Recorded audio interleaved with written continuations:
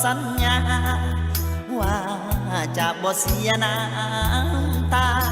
ออกมายังไงความหมายแต่เจ็บข่าวนี้ชีวีลูกแทบมาลายคนหักปักใจทำลายทั้งอายทั้งเจ็บละบมแม่เอ๋ยลูกเคยมีหักสดใสลูกถือความรักล้นใจจริงใจกับเขาซื่นสมบอกเคยคิดฝันว่าหักนั้นจะคืนคงเหือหักบางหักลมระบมท่วมนองน้ำตาโศกสตาของสายผู้หมายหักจริงแต่เธอผู้หญิงสิงสังหักหลังหลับตาควงหนุ่มเศรษฐีมั่งมีลำรวยเงินตราไอจนคนอนาถาต้องมาเจ็บซ้ำดวงใจแม่เอ๋ยลูกเอ๋ยขอคำสัญญา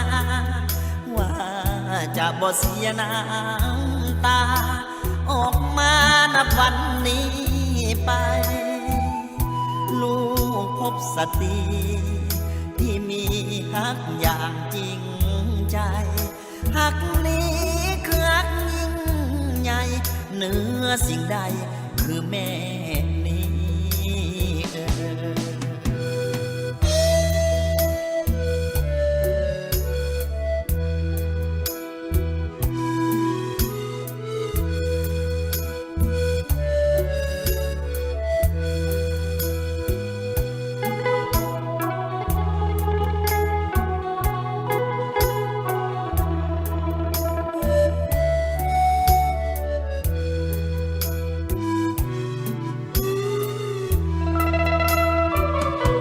โศ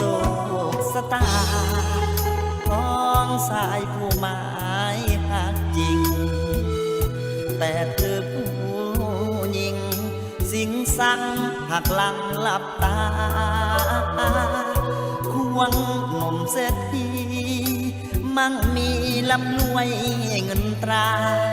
ไอจนคนอนาถา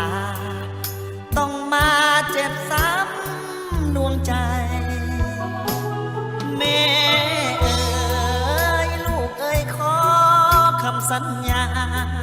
ว่าจะบ่เสียน้ำตาออกมานับวันนี้ไปลูกพบสตรีที่มีฮักอย่างจริงใจฮักนี้คือฮักยิ่งใหญ่เหนือสิ่งใด